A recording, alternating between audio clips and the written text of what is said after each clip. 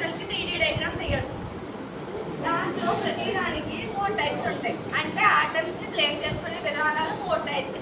అంటే బ్రావే సైంటిస్ట్ ఉన్నాడు కదా, ఆయన 7 ఇలా 7 డిఫరెంట్ స్ట్రక్చర్స్కి ఆటమ్స్ ప్లేస్ చేసుకుంటూ వెళ్ళాడు. ఆ ప్లేస్ చేసుకోవడానికి 4 టైప్స్ ఉన్నాయి. వాటిని ఇలా 4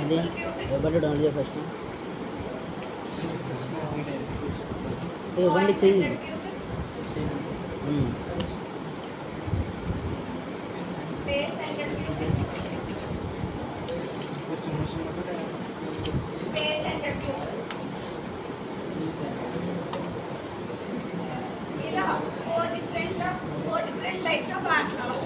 టైప్స్ ఆటమ్స్ ప్లేస్ చేస్తూ ఒక పర్టికులర్ యూనిట్ సెల్లో ఎంత % ఆటం అనేది ఆక్యుపై చేస్తుంది అనేది చెప్పాడు.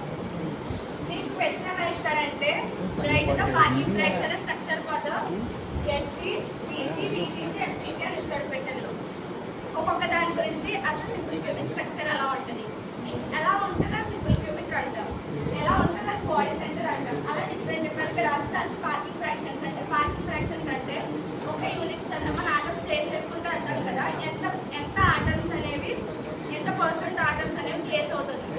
నార్మల్గా నేను చెప్పాను కార్నర్స్లో ఆటమ్స్ పెడతామని. ఈ కార్నర్స్లో ఒకటి మిగిలిన ఏరియా అంతా ఫ్రీగానే అంటాం కదా, అంటే ఈ కార్నర్స్లో ఆటమ్స్ పెట్టామంటే మిగిలిన ఏరియా అనేది ఎంటీ స్పేస్ ఉంటుంది ఖచ్చితంగా.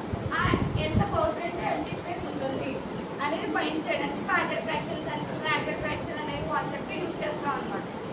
ఓకేనా, క్లియరా? అసలు సింపుల్ క్యూబిక్ స్ట్రక్చర్ ఎలా ఉంటుంది, దాని ప్యాకెట్ ఫ్రాక్షన్ ఎలా ఉంటుందో చూద్దాం. ఫస్ట్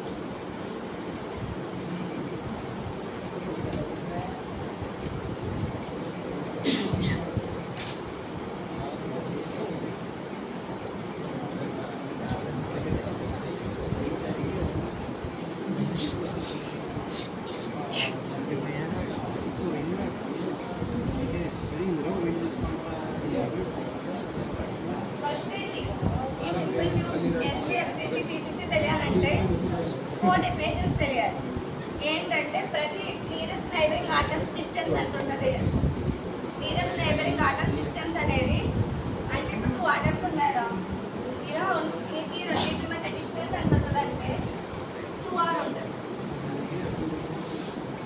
ఏదైనా 2 నియరెస్ట్ నైబరింగ్ ఆటమ్స్ డిస్టెన్స్ అనేది 2r ఉంటుంది. అలాగే కోఆర్డినేషన్ నెంబర్ చెప్పారా ఎప్పుడైనా క్లాస్ చెప్పారు. కోఆర్డినేషన్ నెంబర్ అంటే ఈ ఆటం ఉందా, ఈ ఆటంకి ఎన్ని నియరెస్ట్ నైబర్స్ ఉన్నాయి అంటే ఇప్పుడు ఇక్కడ ఒక కార్నర్లో ఒక ఆటం పెట్టాం, పెద్ద రౌండ్ ఒక ఆటం స్పియర్లోనే ఉంటుంది అనుకుంటున్నాం కదా. ఒక స్పియర్ పెట్టాం, దానికి నియరెస్ట్ నైబర్స్ అంటే దానికి అట్రాక్ట్గా అంటే ఫిజికల్